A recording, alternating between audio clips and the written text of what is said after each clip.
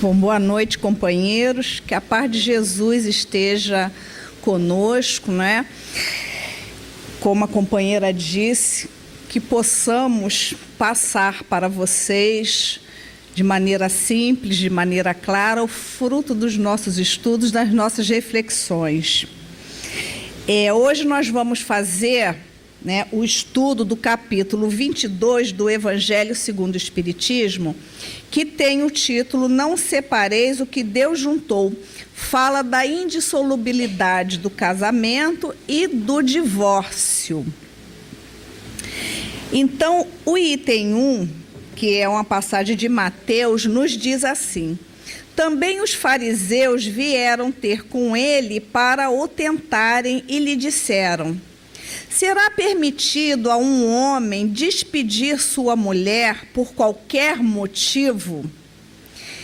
E ele respondeu: não leste que aquele que criou o homem desde o princípio os criou macho e fêmea, e disse: por esta razão o homem deixará seu pai e sua mãe e se ligará à sua mulher, e não farão os dois senão uma só carne?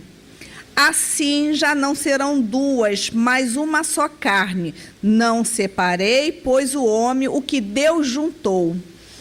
E eles ainda retrucaram e perguntaram por que Moisés disse que o marido desse à sua mulher por escrito a separação e a despedisse. E Jesus respondeu: foi por causa da dureza do vosso coração que Moisés permitiu despedisse vossas mulheres, mas no começo não foi assim. Então, nós trouxemos aqui um estudo feito por Joana de Ângeles no livro Jesus e o Evangelho, sobre a luz da psicologia profunda. Joana de Ângeles faz um estudo sobre esse capítulo, né? E ela, então, ela vem falar de uma maneira bem assim, atual, né? Bem moderna mesmo para todos nós, e nós nos baseamos nesse estudo de Joana. Nós separamos em partes, né? Porque o estudo é um pouquinho grande e fica difícil para nós trazermos, né? Então, ela começa falando do amor e a sua direção, né, que deve tomar. Ela começa nos dizendo que o sentimento mais elevado do ser humano é o amor, porque essa é a característica, né, e a procedência espiritual. O homem, ou seja, o ser espiritual, ele é criado através do amor. E esse amor é no amor que ele tem que evoluir, né? Ele é criado com o objetivo de atingir a perfeição. E esse atributo, né, que é um atributo superior, ele a cada experiência evolutiva, ou seja, cada vez que ele vem ao mundo, ele tem que se desenvolver, e ele vai desenvolvendo valores éticos e conquistando mais alto patamar da escala da evolução. Então, ela diz assim, que quando na consanguinidade, eis o amor na manifestação filial, paternal, maternal, fraternal, né? Ou seja, nas várias posições dentro naquela menor célula que é a família.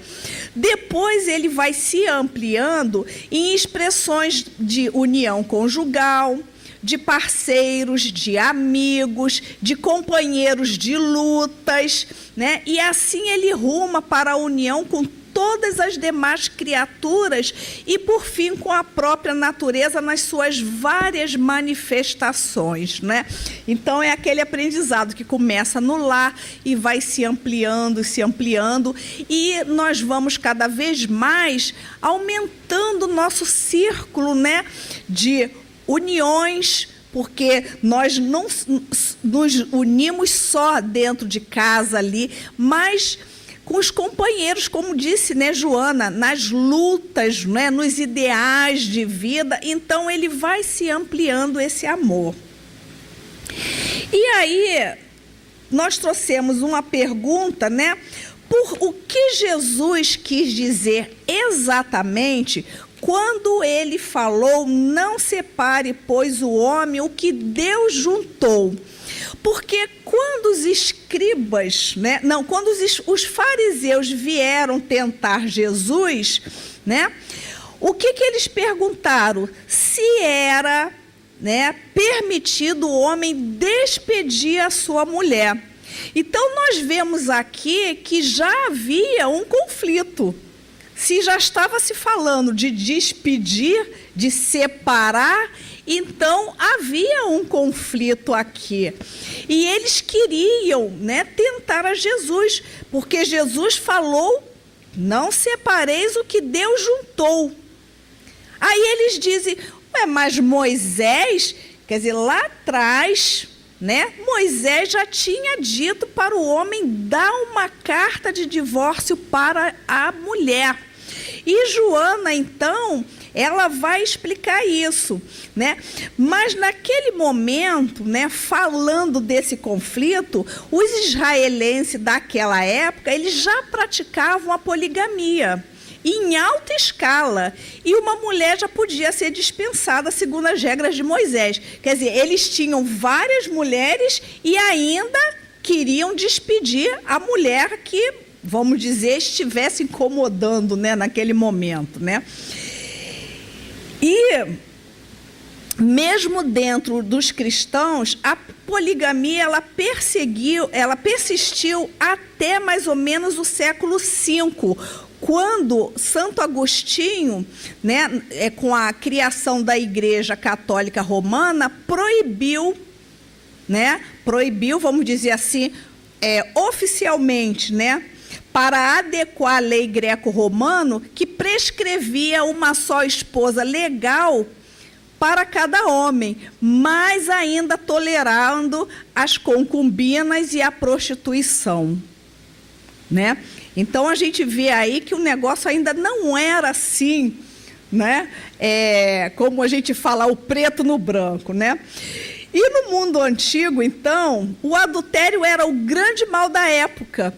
Por isso que eles perguntaram a Jesus, por isso foram tentar Jesus, para ver qual era a postura de Jesus, né?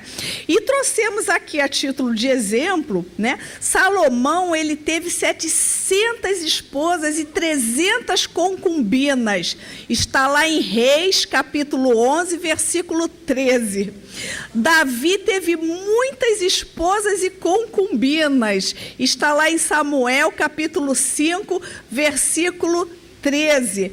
Então, né, eles queriam ainda dar uma carta de divórcio. Por que Moisés, então, autorizou essa carta de divórcio? Era justamente, né, para que acabassem os abusos, né? Ou então pela questão da mulher, nós vamos ver aí. Então, por que acontecia isso? Isso se devia ao primitivismo daquele povo, onde era ainda o instinto sexual que predominava, né?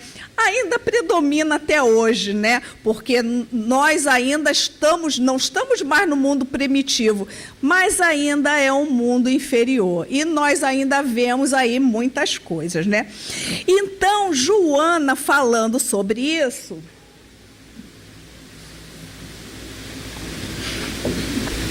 ela fala assim, ela vem falando desse mundo primitivo. Ela diz assim: vivendo no passado relacionamentos promíscuos, atraídos pelas necessidades do sexo, sem qualquer respeito pela emoção um dos outros, a vinculação rápida era resultado de impulsos e desejos através dos quais se organizavam as famílias que se multiplicavam sem qualquer sentido ético. Ela está falando aqui lá nos primórdios, né? Lá no homem da caverna, quando ele se assemelhava aos animais. Porque quando ela fala aqui, olha, vinculações rápidas, como é na natureza? O macho procura a fêmea, né? Tem lá o acasalamento e a fêmea cria o seu filhote. O O homem lá na caverna era assim também, procurava a fêmea e no quem ficava com o filho, né? Era a mulher. Então, eram vinculações muito rápidas, né? E com o passar do tempo, né, eles começaram a se organizar mais em família, né? À medida que o ser adquiriu consciências de sua realidade e avançou nas conquistas, mas isso aqui, ó, é nos séculos, não é? Não é da noite para o dia. Isso são nos séculos. O matrimônio foi estabelecido como forma de frear os abusos. É nesse momento que Jesus falou, no princípio não era assim. Porque qual é a diferença do homem para o animal? O animal, ele vive aquele ciclo distinto, nascer, crescer, reproduzir e morrer.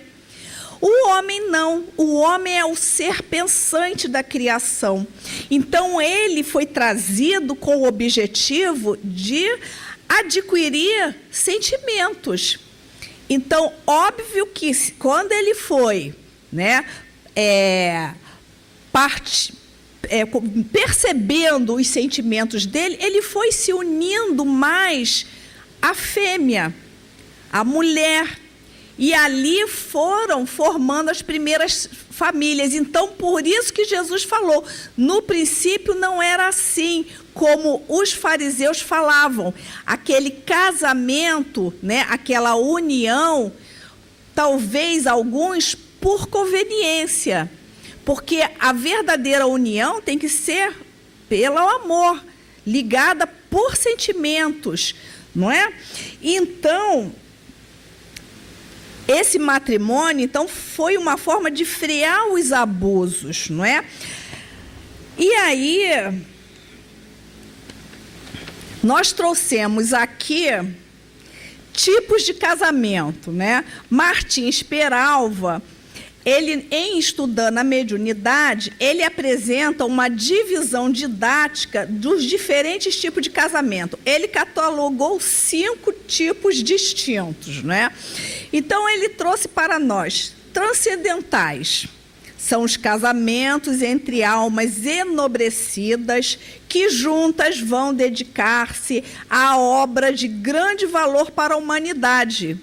Esses casamentos são raros aqui na Terra, né? Porque são 2 espíritos que vêm com essa missão de se dedicarem a obras que realmente tragam algo, né, de bom, de novo, de importante para a humanidade. Casamento afins. São formados por parceiros simpáticos afins, onde há uma verdadeira afeição de alma. Geralmente, eles sobrevivem à morte do corpo e mantêm-se em encarnações diversas, pouco comuns na Terra. Tem, mas é poucos comuns. Tem os provacionais. São uniões entre almas mutuamente comprometidas, que estão juntas para pacificarem as consciências ante os erros graves perpetrados no passado e, simultaneamente, desenvolverem os valores da paciência, da tolerância, da resignação. São os mais comuns, não é? E, na verdade, é tudo isso que nós temos que exercitar e lutamos uma vida inteira para fazermos isso, não é? Renúncias, abnegações, não é? Os sacrificiais são aqueles que se caracterizam por uma grande diferença evolutiva entre os cônjuges. Um espírito de mais alta envergadura que aceita o consórcio com o outro menos adiantado para ajudá-lo em seu progresso espiritual. Esse aqui, só quem sabe a espiritualidade que faz a programação, né? Porque nós ainda não temos na nossa testa gravado o patamar evolutivo que nós estamos. Então, esse aqui, quem sabe, é a espiritualidade. E os acidentais, que são os que não foram programados no mundo espiritual, obedecem apenas à afeição física, financeira, conveniências, né, políticas, né, em algumas épocas aí, né, a família tal com a família tal, né, para unir o meu reino com o seu. Então, sem raízes na afetividade sincera. Então, nós temos aqui, né, 5 tipos de casamentos, né? Nós não sabemos qual é o nosso tipo, mas, de qualquer maneira, nós temos que, como diz, regar a planta todo dia, né? Todo dia regar a plantinha para que nós possamos passar por essa etapa, né? Então, falando da indissolubilidade do casamento,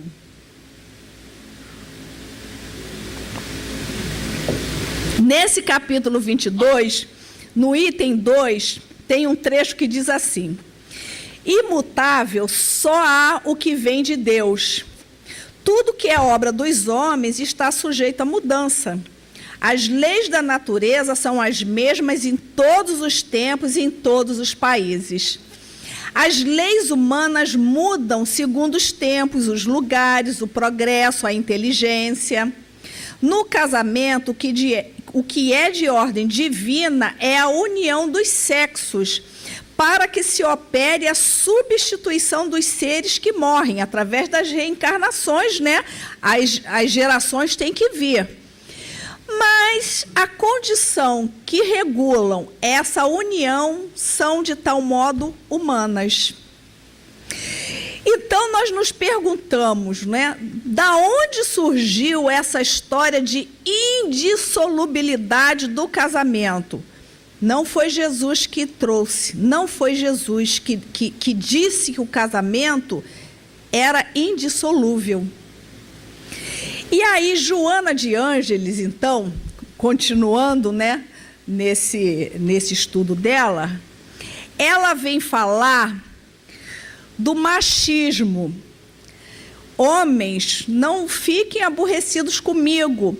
Não é um discurso feminista, não é nenhuma bandeira que Joana de Ângeles levanta. Ela vem falando de uma realidade do nosso mundo, da nossa sociedade de milênios, né? Porque como que é a natureza? A natureza, quem domina é o mais forte, não é? Então, quem começou a dominar? Sempre o homem. Fisicamente, o homem é mais forte. Então, lá nos primórdios, quando apareceu o homem e a mulher sobre a terra, quem dominava? Na natureza, entre os animais, quem domina é quem é maior, quem é mais forte. Então, o homem sempre predominou. Então, o homem ele começou a ser o chefe, né, da família, começou a ser o chefe da tribo, o chefe do clã, o chefe do que seja o que for. Era sempre o homem, né?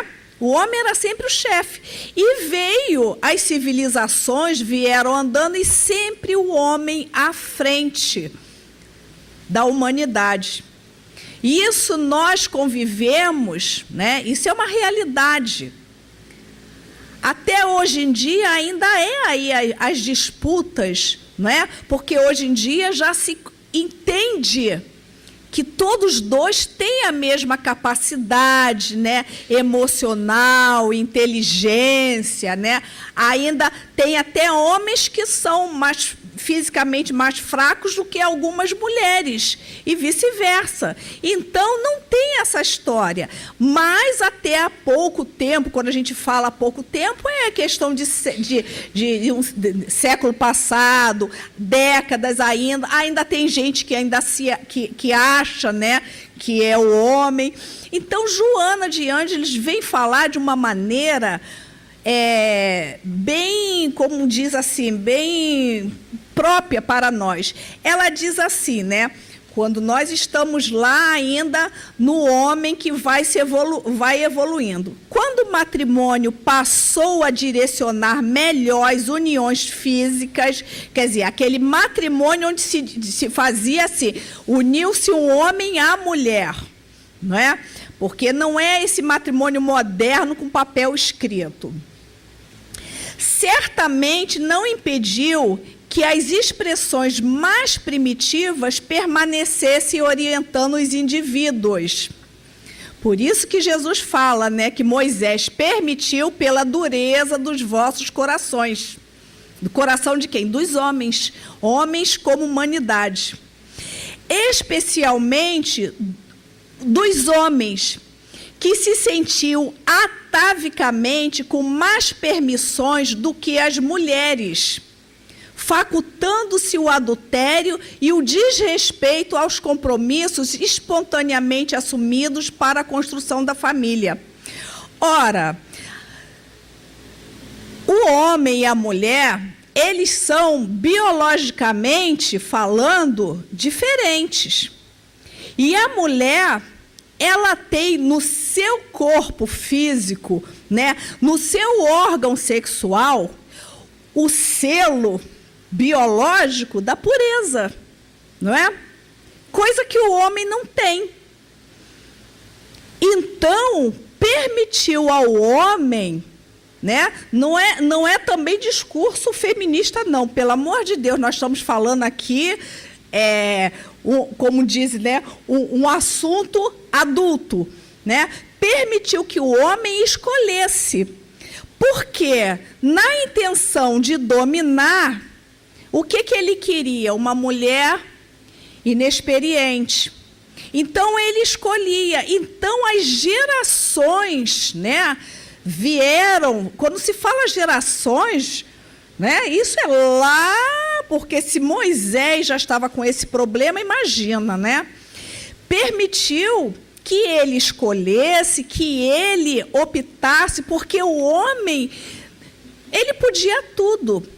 Não tinha esse atestado de pureza, né, de virgindade, se bem que o termo virgindade não está associado à condição física. Virgem é aquele que ainda não teve contato sexual, não importa. Se ele já teve, ele não é mais virgem.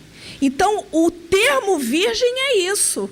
Mas, pelo primitivismo, pela condição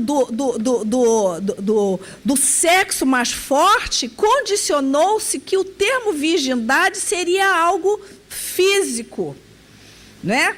Então, pôde o homem se sobrepor à mulher. E aí Joana fala o seguinte, que a mulher enganada, submetida aos seus caprichos do homem, pela força vigente da sociedade e aceita pela sociedade, silenciava suas aspirações, quando no lar, né?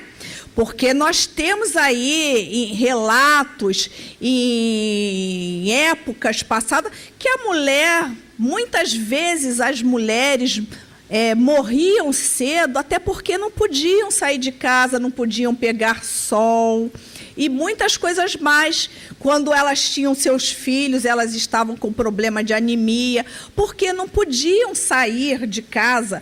Então, elas ficavam ali, né, quando no lar, ou serviam de pasto para as paixões, quando empurrada para os resvaladores da prostituição.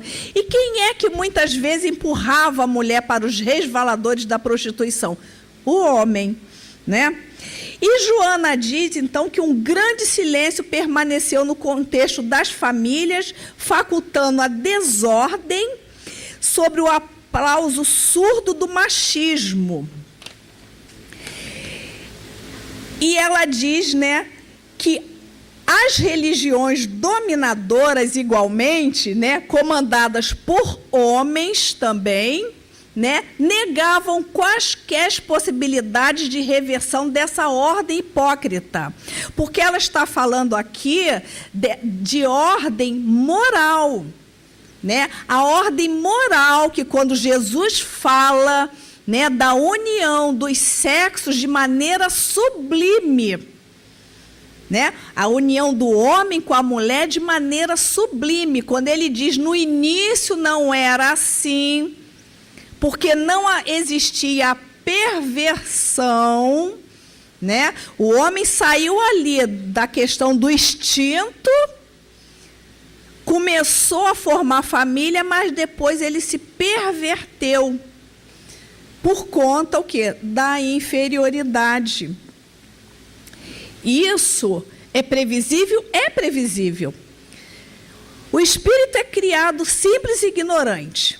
Simples por quê? Porque ele não tem nenhuma qualidade. Ele é simples, desprovido do bem, desprovido do mal. Na sua caminhada, o que é mais fácil? Qual é a porta mais fácil de atravessar? A porta larga, não é? A porta larga, porque fazer o mal é muito fácil. Qualquer momento, basta a gente levantar de manhã e começar a caminhar, é fácil a gente fazer o mal. Porque tudo que nós encontramos no caminho nos motiva a fazer o mal. Fazer o bem é que é difícil, porque fazer o bem requer um esforço, não é? Nós não fazemos a nossa oração de manhã, não nos deixeis cair em tentação, porque é difícil. É difícil a gente dar bom dia para aquele vizinho que só passa por a gente de cara amarrada. E aí nós temos que olhar para ele como irmão em Cristo, compreendermos que ele pode ter um problema que ele não fala, mas que ele pode estar gritando por socorro ali e nós estamos contribuindo com o desespero dele, quando nós também viramos a cara para ele. Então, fazer o bem é difícil, custa, requer muito esforço. Então, quais são as qualidades que o homem simples e ignorante conquistou primeiro? O orgulho, né? A ganância, a vaidade, o eu primeiro, até porque, não é? A satisfação das necessidades primárias lá do homem da caverna estimulou ele o quê? O egoísmo. Eu tenho que comer, então eu tenho que comer. É eu ou ele, então, né? Tinha que brigar pelo alimento, tinha que brigar por tudo, tinha que brigar, eu tenho que me descansar, tenho que me proteger do animal, então eu tenho que arranjar uma caverna. Então sou eu ou ele. Quem vai entrar na caverna? Então tem que brigar pela caverna. Então é o egoísmo aí, ó, chegando, o egoísmo, não é? Eu primeiro, né? A disputa, a ganância. Então são esses sentimentos que vêm primeiro.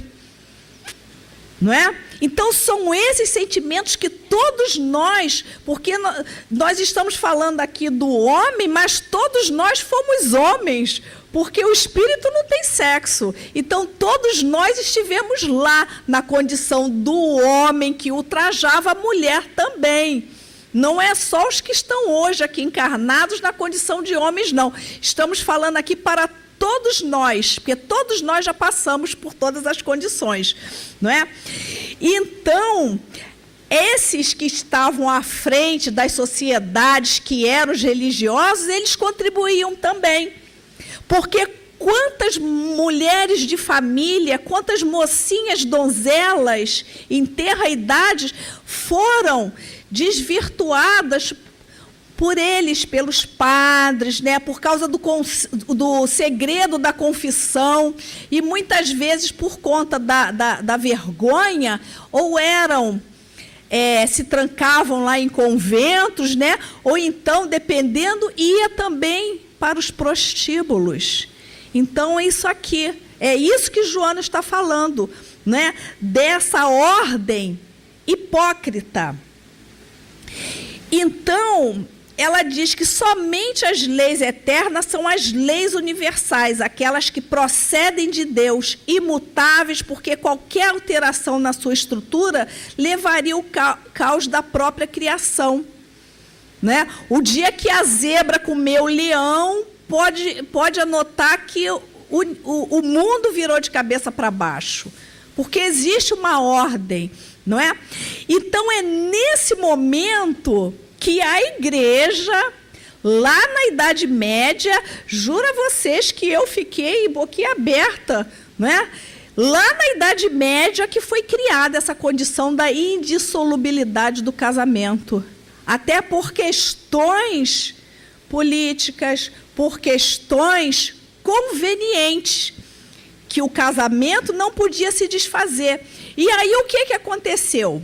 Né? Muitas uniões infelizes, porque eram muitas uniões, como nós falamos aqui, aquelas que porque o meu reino juntar com o seu, vou casar minha filha com seu filho e por aí afora, e pessoas infelizes.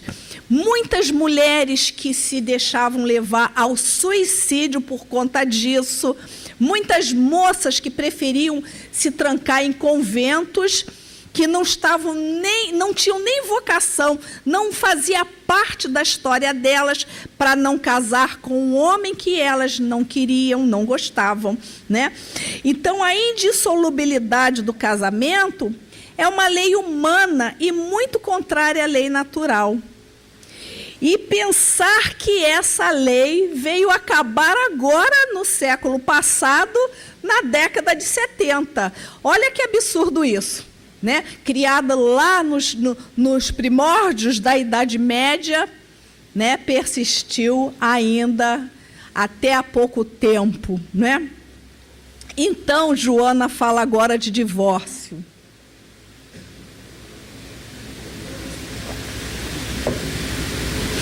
No livro Vida e Sexo, no capítulo 8, Emmanuel diz assim: partindo do princípio de que não existem uniões conjugais ao acaso, o divórcio, a rigor, não deve ser facilitado entre as criaturas. Esse livro foi editado em 1970. Aí, né, no matrimônio, nos laços matrimoniais são definidas as leis do mundo, que se operam o burilamento, as reconciliações endereçados à precisa sublimação da alma, em 1970.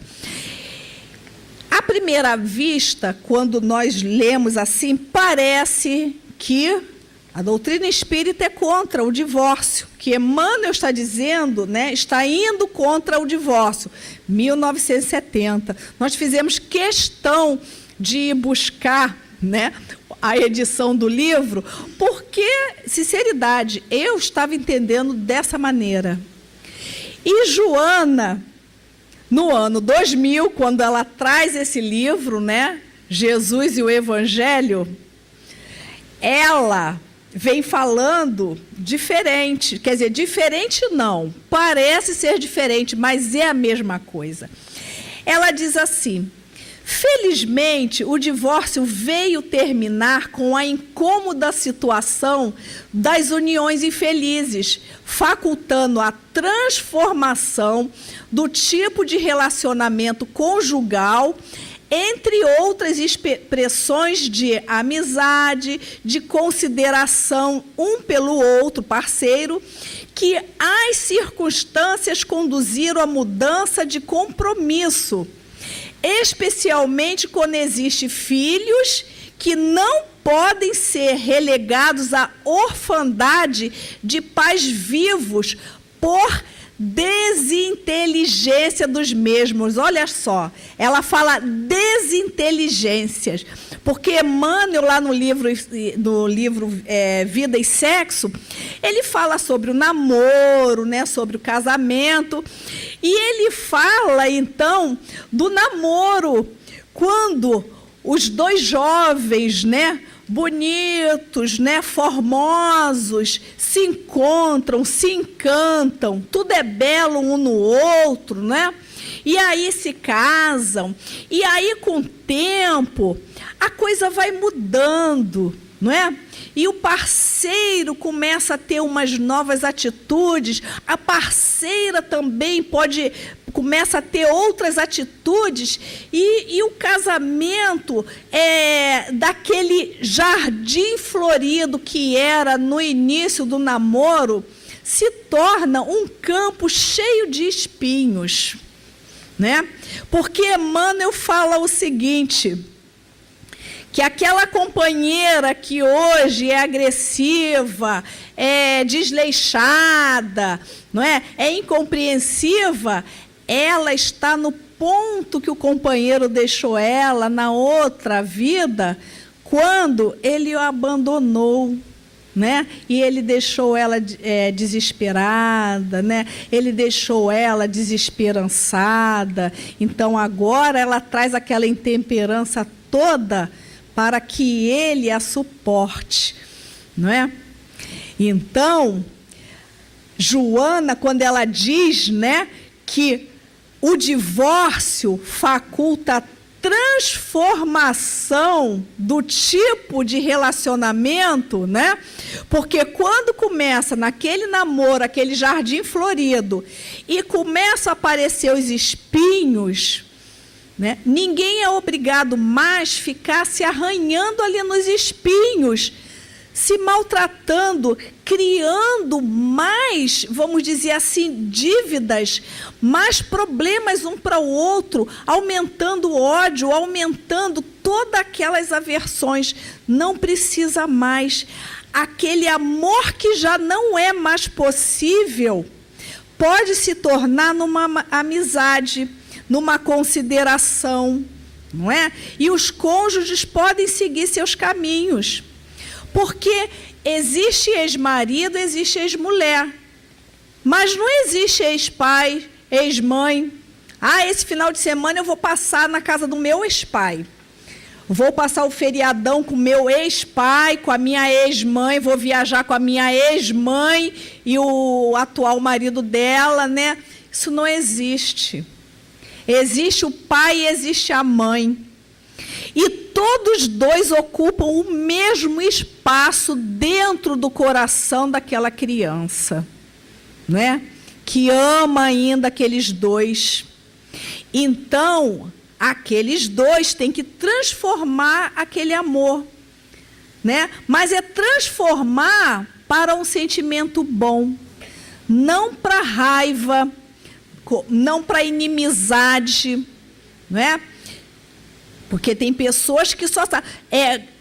quando o amor... Eu tenho na minha família gente assim, que separou, mas nunca superou. Então, a gente sabe, né, que o ódio é o amor enlouquecido, né? Porque quando o amor se transforma e ele não enlouquece, ele se transforma em amizade, não é? E é isso que Joana fala. E ela continua dizendo que o matrimônio não se trata de um compromisso formal, mas de uma união enraizada em sentimentos de alta potência emocional. Deus, quando junta dois seres, isso ocorre em razão da lei de causa e efeito. Olha o que Emmanuel falou, não é? Que... partindo do princípio que não existe uniões conjugais ao acaso, né? Não existe ao acaso. Tudo está dentro da lei de causa e efeito, que já ensejou conhecimento das criaturas em existências passadas, nas quais surgiram as manifestações iniciais da afetividade, ou foram realizadas tentativas de união, que ora se apresentam mais forte e compensadora do que naquele ensejo. Né? Porque a vida continua, e nós pensamos que não. Muitas vezes uma coisa que fracassou hoje, se está na ordem divina, aquilo vai acontecer, nem que seja na outra vida. Não é? Porque as uniões, né, os amores, quando nós falamos de amizades, de tudo.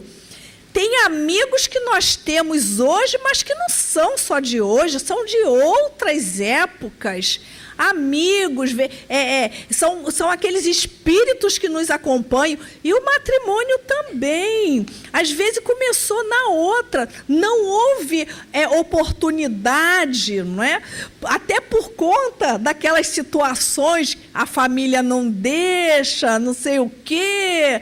Então, fica para outra. A vida, ela é uma só. E ela diz assim, ó, o que deve ser abominado é o adultério. São os relacionamentos múltiplos em cruel desrespeito à confiança e à dignidade do outro. Enquanto viceje o amor, as uniões permanecerão.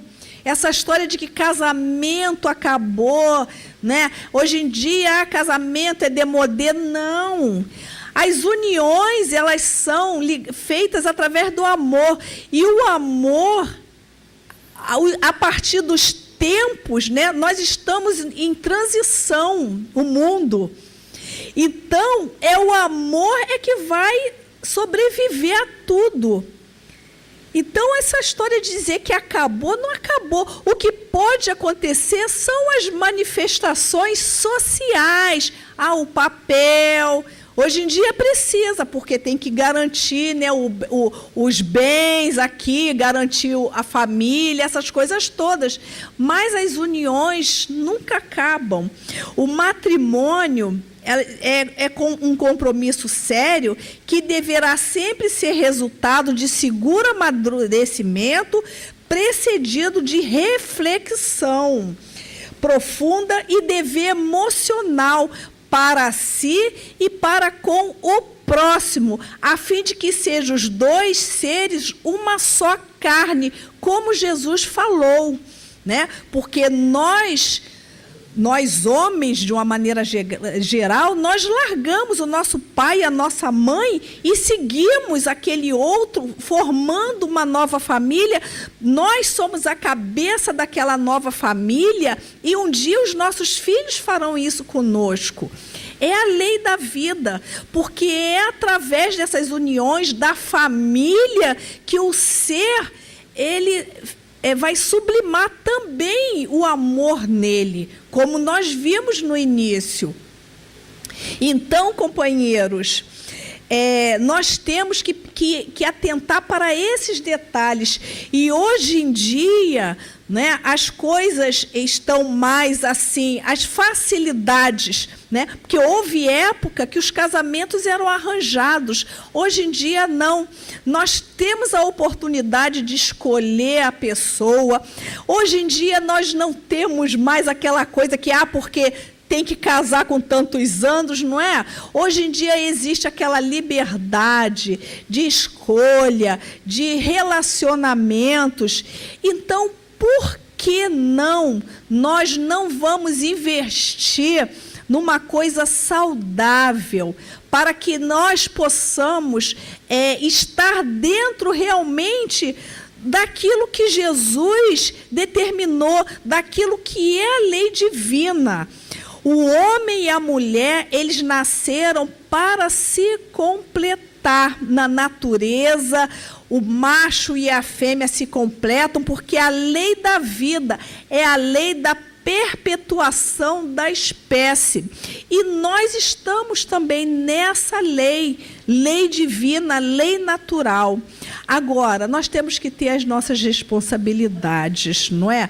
Porque realmente Joana diz, né, que o sexo, ele é muito bom, mas bastam duas pessoas fazendo, o homem e a mulher.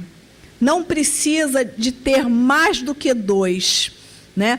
Então, que nós possamos meditar, não é, de uma maneira adulta, madura e, principalmente, espírita. Porque Jesus trouxe para nós, nesse capítulo, né, Joana comentou para nós, é justamente da nossa responsabilidade como espíritos imortais, criaturas que têm que desenvolver o senso moral dentro de nós. Muito obrigado pela atenção de vocês e que Jesus possa estar conosco.